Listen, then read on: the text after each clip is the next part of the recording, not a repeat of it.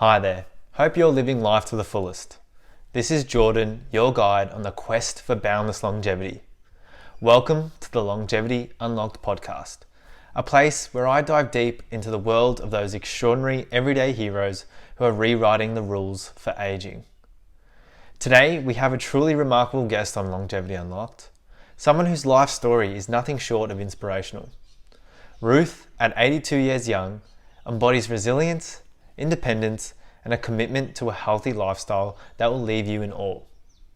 Despite a challenging upbringing, she's found her passion in umpiring at a local netball club and making wise choices when it comes to her diet. Join me as we dive into Ruth's incredible journey, discovering how she continues to thrive and inspire at every turn. Thank you again to Ruth for joining us, and to our listeners, please don't forget to hit that subscribe button so you never miss an episode of Longevity Unlocked. So let's get into it. Alrighty. Thanks for coming on the podcast, Ruth. Appreciate you taking the time out of your day to give us some of your insights. And so we'll get straight into it. And I'll start off with the question is, can you share a little bit about your upbringing and how it has influenced the person you are today? I wouldn't know about influence how I am today, but I had a very tough upbringing. I grew up in an old house on a small farm. My dad worked the farm and also worked in the timber because we're in the hills. We had no electricity, no running water. I never had running water until I was 13. No electricity till I was 13. Outside loo. And my dad passed away when I was 6. Sorry to hear. It's life. And my mum had it really, really tough. But she was a tough old biddy. My father had another family, and he was older than my mother.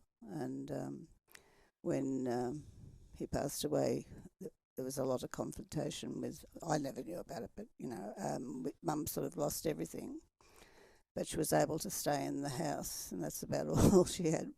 We had a cow, Rita, which we used to ride.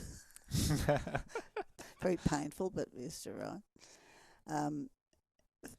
It was a tough life, but it was fun. There was a lot of tough things that happened, but you just it was just part of growing up. Yeah, it sounds. Mum worked very hard. Actually, she worked long hours.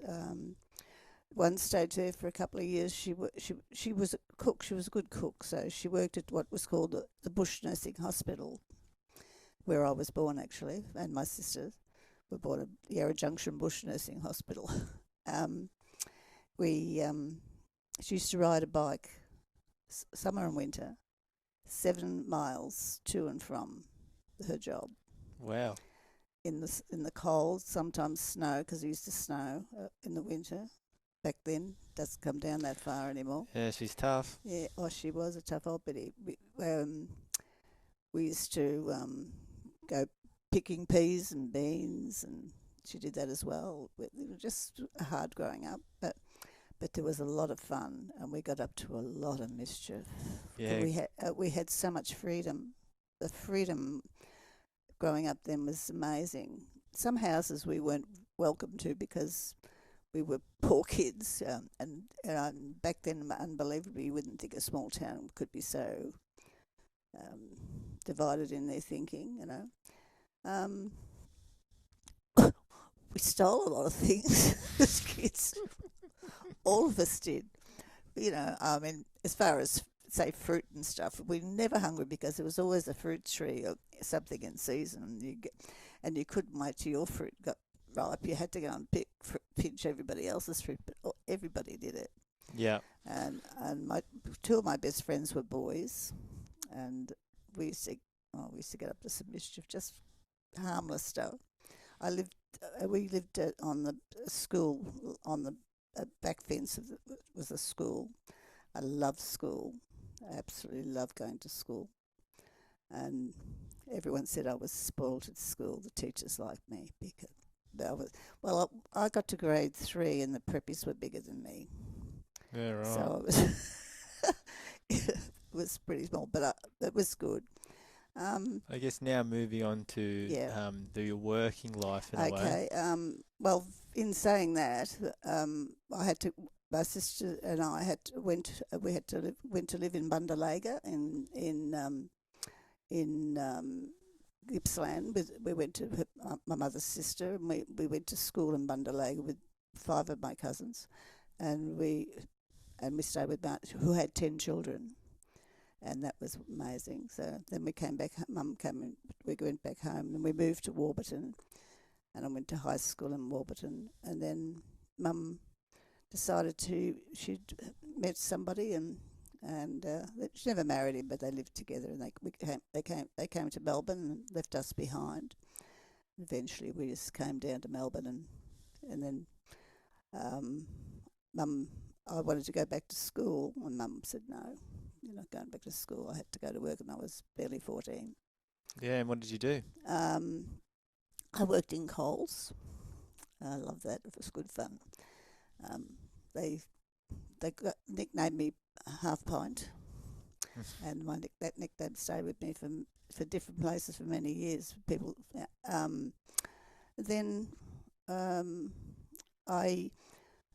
Mum moved again, and so my sister was already working away from home. She left school at 13 and Mum had to sign a form. She was working before me, and she found me a job, and I, as a nanny, lied about my age and said I was 17 when I was 16. And I worked with them for, they had 3 children, and that was a really good job. They took me with them on, I lived to Queensland and to Magnetic Island. We lived up there for 6 months one year, 11 months the next, and that was good. Came back and said, "No, I've had enough of this," and I got a job in the PMG, and I became a telephonist in the PMG. Yeah, right. I loved that. Then I swapped over.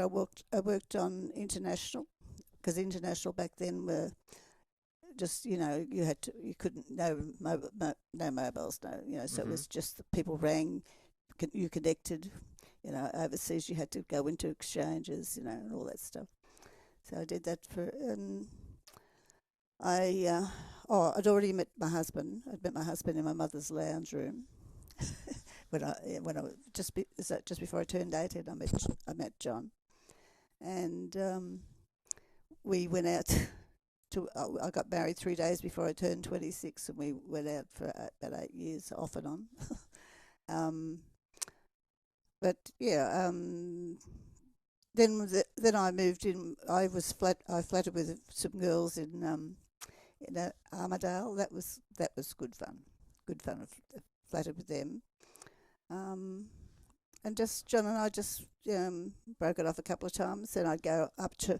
I had an auntie that I used to go to as growing up as well, up in Gippsland. I used to always go up and have holidays with her.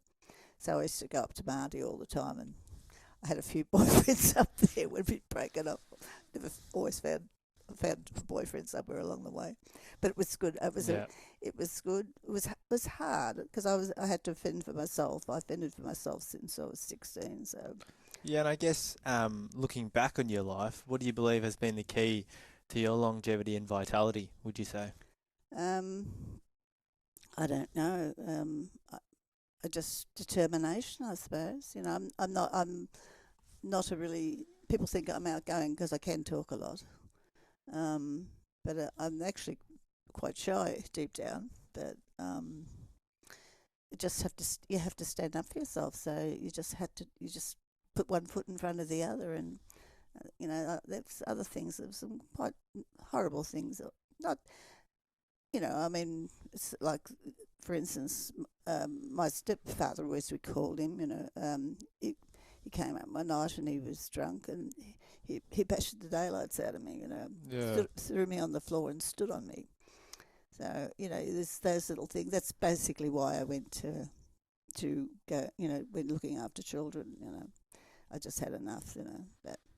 And would you say that kind of determination, resilience is the main? Yeah, you know, just no one was going to do anything for you. My sister was really good. My older sister was married then, so it was, you know, she was living up in at the way in a forestry camp in the mountains, way in the mountains, and so she was very isolated and so it was hard for her. She couldn't, you know, she wasn't so much involved, but we still family. We were always stayed together, and plus the fact I had a couple of aunties that were really good for me. So also family was another key aspect in all of this. Being it is, you know, close or keeping those connections. And giving you a bit of courage to do things, especially my auntie. You know, not the one we stayed in as children, because, you know, she was great, but, you know, but my other auntie, you know, was extremely good, you know, and her daughter and I, we're not so close now because we don't live close, but we were close when we were in between, say, 14 and 40. You know, we saw a lot of each other, and then we sort of not seeing so much these days, but. Yeah, but so I had somewhere always. I had a backup, so that was always important. Otherwise, you know, it was just like you know, so close you could be one way or the other, and I just was lucky enough to always just have that little edge. And John was always good. John, you know, he was a good backup too. You know. So I guess from all those kind of challenges and hardships in your life. How did you manage and maintain a positive outlook? Did you have any kind of specific ways or kind of things that you kind of navigated things? I don't know. I think it's something inborn in you. You know, I don't. My older sister lost her husband when she was 29. He was killed in a car accident, and she was left with a 6-year-old and an 8-year-old. Yeah, right. And that was another thing that sort of, you know, when that happened, I was working on the PMG, and I had to be very involved in that because all she wanted was me. So we had to go up. They were living in Jellybrand River at the time, up in the Otways, and I was at work, and they had to come and get me, and I was up there. It was a very traumatic time, and she just went to pieces. I became the older sister, and she became the little girl. She was so for a girl that married and had 2 children. She was so immature and so unworldly. It was, and that was a big growing and pushing forward. And so we had a lot to do with keep getting her all set up, you know, even though she was older. So yeah, and my husband, he was very involved because we saw a lot of my sister and her husband. We used to go up there for weekends and stuff. So John knew them very well. So because we're always sort of involved, and so that I think that sort of strengthened you a bit. Were there any kind of more recent kind of challenges or hardships that you had that you've had to kind of overcome? Well, you know, the kids are a bit of a challenge. No, not really. Not really. The kids are pretty good. Like, you know, my middle one, he was a bit of a challenge, but because Ashley was, you know, he should have been a politician, but no, he didn't like school and that was a big problem. But they're all fine. What I always said that when my children turn 40 and they still talk to each other, I think we've done a good job. Yeah. And they're one's 50, one's turning 49. They'll be 50 next year, and my daughter's 40s too, and they all talk to each other. In fact, my 2 sons and their wives and 3 children are all going away overseas for 7 weeks together. And this is the 4th time they've done it. Yeah, right. They've been to America. They've travelled all over America, everywhere, and in one car, 3 children, 4 adults. And I said, well, the first time they did it, if they come back and talk to each other, that's all right. So, and they're as different as chalk and cheese, the three of them. That's always been a pleasure. The kids, it's always been good. And it sounds like you've got plenty of kind of relationships with your family and friends. Have you found that anything in particular helps kind of keep those connections strong, or be able to like last time? No, most unfortunate thing for me is I don't have a friend. Any of my friends that are older than me, I don't have one friend that's still alive.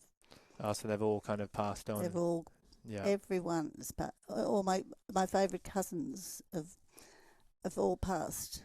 You know. And how do you deal with that, I guess? Sometimes you think, oh, gee, I'd love to, I wonder what. Oh, you think this, you forget they're not here, but I think sometimes that can be a little bit lonely. But I think like going to netball and things like that is sort of keeps your mind off things and you're just doing things. But, Tell me more about what you do for netball. Oh, for netball, well, I've been involved in the Hoppers Crossing netball for I think Ashley's 49. Going on 50 years. That's because when crazy. I started playing, I was playing.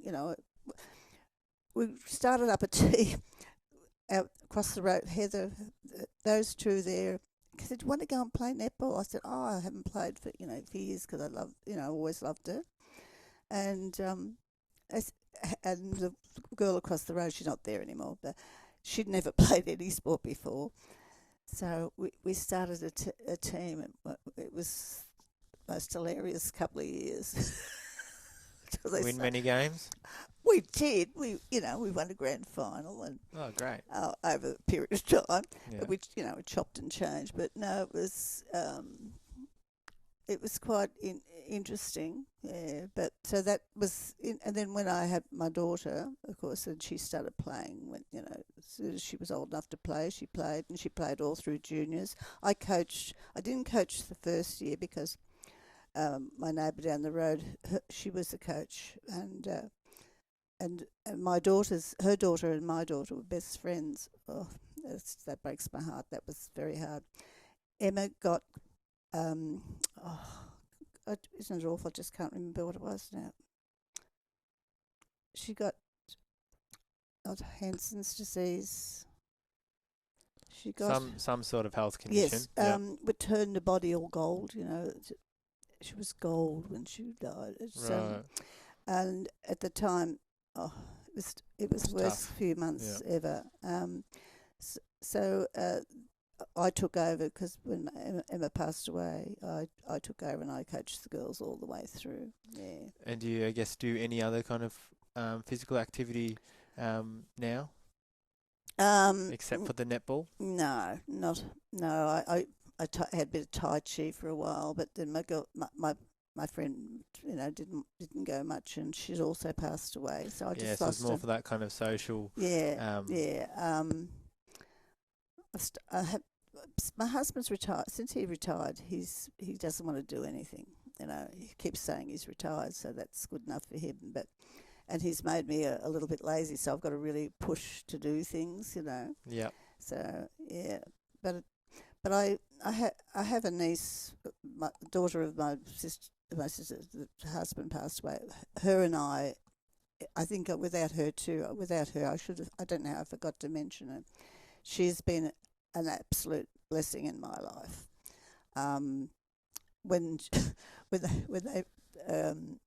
she came to Melbourne to go to uni and stuff, they were all starving uni students, so they used to come down here for a feed. So she used to bring her friends, and they'd come here and we'd feed them.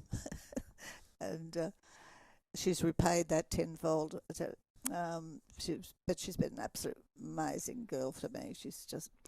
She's my rock, and I can call on her at any time. So that's fantastic to have. That's, I'd say, she's my biggest. She's she's 5'8", skinny as and so full on. But she's there for you, so that's all that Oh matters. yeah. She's living in Lawn now, so Yeah. Yeah. So, and I guess now that you mentioned that you have her, how else have you kind of embraced and navigated the kind of aging process? I don't think about it very much. Well, that's fine. But it is what it is, But you can't give up, I mean, I was out on a bus trip yesterday, and there was people the same age as me, but they were so old. Mm-hmm. I don't think old. I suppose that's probably, That's played a part, for sure. Yeah, I know they're all so, cliche. You're as old as you feel. That's, but and that's probably is a true thing to say. There's definitely some truth in it. Yeah, but I'm pretty lucky that I, got a little bit of ache and pain, but I'm not really arthritic. I'm, I still climb and they tell me off, but I can't help myself. I've always climbed. I've had to because I can't reach anything unless I climb. It's true. I was 7.5 to 8 months pregnant, and I wanted something on a high shelf, so I climbed on a chair and fell off. So I've just climbed. To get on a horse, I had to climb up the top of the post of the fence to climb on top of the horse. Yeah. Yeah. So it's. I think it's that, and I'm a bit pedantic about things. I'm a cleaning freak. They call me Mrs. Clean at netball because I can't stand. I must work in a clean. I can make a mess, but I must work clean. Everything. I can't stand a dirty toilet, and I'm a little bit like that, but I can be sloppy and messy. But do you believe like your nutrition has played a part at all? I say I can have must have some sort of a say, because growing up I ate so much raw fruit and vegetables and God knows what, and it was meat and free veg sort of thing growing up, but no, I was always well fed. Mum, we always were well fed. Mum was a really good cook. I hate cooking. I loathe it with a vengeance, but I do cook. But I eat, as I always have done, I eat raw food as I cook. If I cook, cut this potato. That's nice. The potato's gone.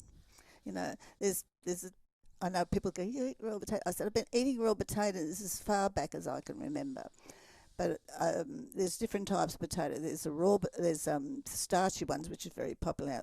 Horrible. But there's one, and I know when I just cut it, it's gone. I eat raw carrot or celery, peas. And so yeah, fresh raw fruit, veggies. Great one. Always have all my life. Yeah, done that. No, that's some great advice. Yeah, so I don't know, but I don't eat a lot of fruit now, but I do. Well, I've been a bit lazy the last few weeks, but I do make.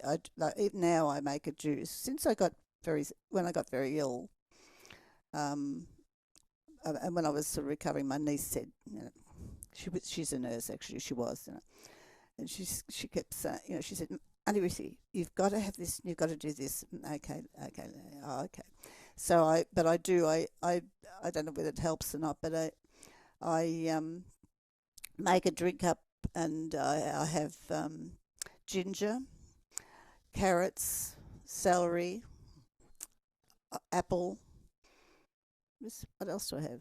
Ginger, celery, apple, carrots. That's an orange, and I that sounds great. I put it through the juicer. The juicer, yep. And I have that.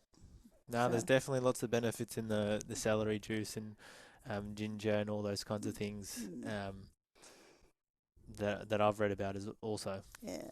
That's what I have, and I've been having that for a long, long time now.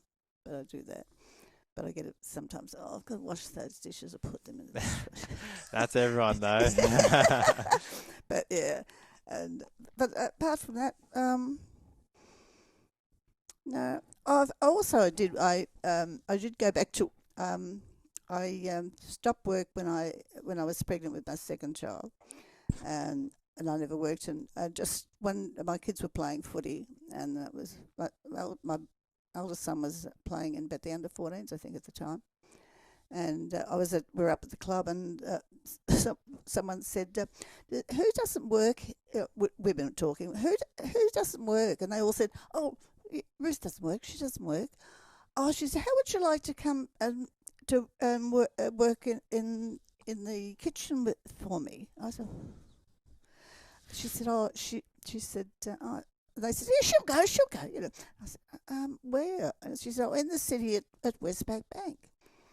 And I said, "Oh, what doing?" She said, "I just, working wash the dishes." I said, "I'm not washing pots and pans," but she said, "No, just working on the dishes. I just need someone for a day." And she was the manager of the catering department at Westpac at the time. And so she said, "I'll pick you up." So I came home from the football with all this grotty, wet, sloppy little boys' footy gear. And I'm trying, and I thought, "Gotta go to work." So she picked me up, took me to work, and I went in for the day. It was all right. It was a beautiful, beautiful setup. It was really, really nice. And so she came at the end of the day, and she said, "Do you think you can come back tomorrow?" And I thought, "Oh God!" And I thought, "Oh, okay." So I went back and I did it again. And so she said, "Can I come back?" So I worked 3 days that day. And anyway, she said, ask me if I'd come back on the following Monday. So I went. And then she offered me a job. There you go. But not doing the dishes. She said there was a job on the 34th floor, just being like a tea lady. She's only 4 days a week. And I think it was 9 to 4 or something like that. So work fitted beautifully with my husband, dropping me off and picking up and everything. Yeah, would you say that everything kind of happened for a reason in that way? Yeah. Well, it was getting pretty tight. At the time we were getting money was getting tight. And because the boys are all at private schools and stuff. And anyway. I went in and it went up, the best 10 years, 11, I think might have been 11. I think. Just from that first opportunity of not wanting to actually go and do the dishes or cleaning. Yeah. That's fantastic. I worked the 4 days and then I got off and she said, "Oh, the short in the dining room was the corporate dining room. It was a beautiful, beautiful big dining room and all silver service and all this stuff." She said, "Would you like to, would you help in the dining room?" I said, "Well, I've never served anyone in my life. That's right, just follow the brand, you'll find out what to do." So I ended up being second steward in the corporate dining room.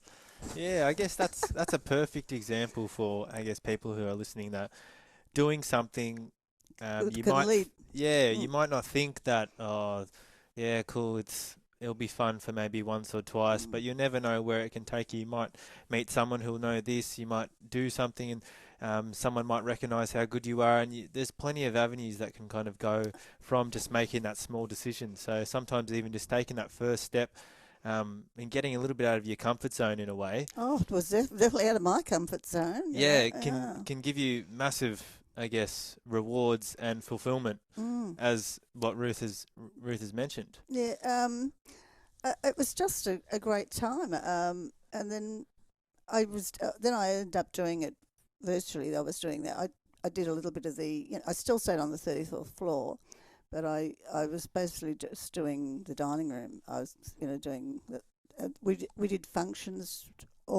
They had massive functions, and we always get home at 1 o'clock in the morning, but you always got taxis. Taxis were at the door, just waiting for you to take home. It was a good life, and I could not believe how well paid we were. Yeah, so if you finish out, I guess, so late, how's your sleep been over the years? Has it kind of changed as you got older? No, Not overly. No, I am a bit more of an early riser, but the silly birds in my trees wake me every morning. Yeah. They go at the same time every morning. That's a natural alarm clock. I know it is. Sometimes I can sleep past it. John, he can sleep half the day away now. Yeah. But he was always up and, never late for anything except when it's for family, he's always late. The kids always tell him an hour or half an hour early to get him moving. But no, it was an amazing experience. And I was working with a guy, a really nice guy. Two little shorties we were in the dining room. He was very smart with his in the hospitality part. And he also worked at Melbourne Town Hall. So one day he said to me, he said, "Look, they're short. They're short. Do you want to come and work? It's only a cocktail party, So, so I rang my husband and said, "Look, I won't coming home. I'm going up to the town hall to work." And so, then I did that for about 3 years. Maybe I might have done that. Maybe a bit longer, but yeah. And so I'd work there and go straight up and do work up at it was good. It was good fun. It was good fun. It wasn't. It was a bit hard sometimes, but most of it was good. It was good. I served the Vice President of the United States. Jeez. His dinner.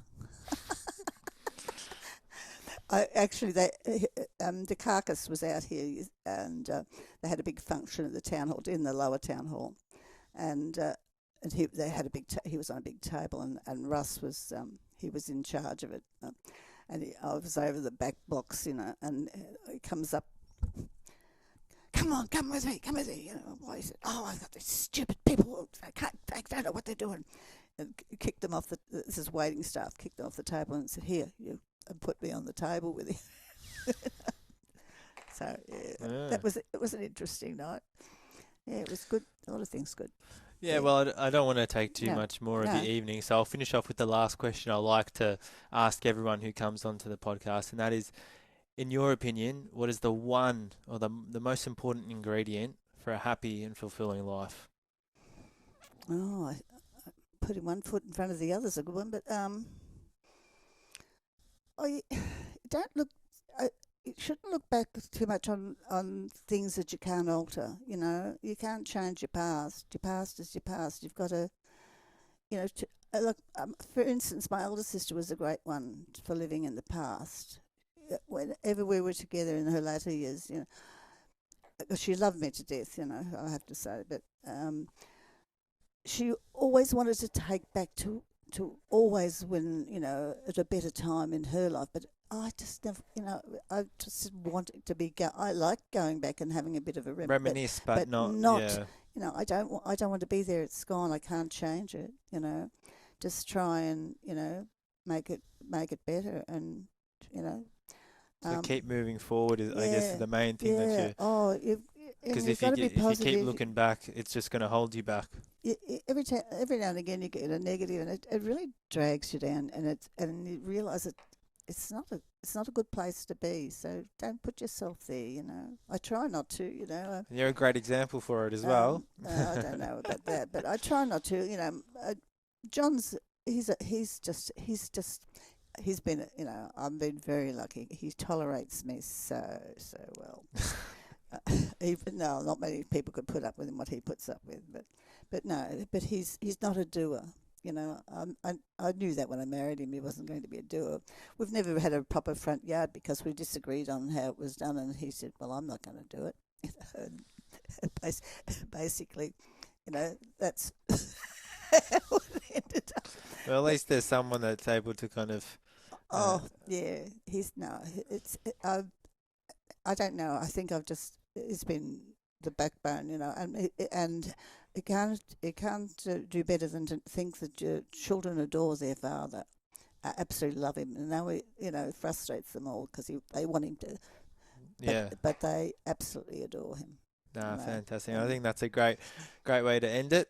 And I don't know about my kids adoring me, but I know my niece loves me to bits. So, But yeah, thanks again for your time, Ruth. that's and all right. I hope I didn't bore you to tears. no, that's fine, and hopefully some people can take some takeaways from today's session. Oh well, it just. I don't know whether it's growing up making it so hard, and some of the things I haven't told you that is just you got to get stronger from them. You don't. Thank you so much for joining me today on Longevity Unlocked. If you found today's discussion enlightening and you're eager to learn more about living your best and healthiest life well into your golden years, I invite you to hit that subscribe button right below. And if you've enjoyed our chat today, giving this video a quick thumbs up would mean the world to me. Your likes help us to reach even more individuals who, like you and me, are passionate about unlocking the secrets to longevity. So this is Jordan signing off from the Longevity Unlocked podcast. Stay youthful, stay vibrant, and take care.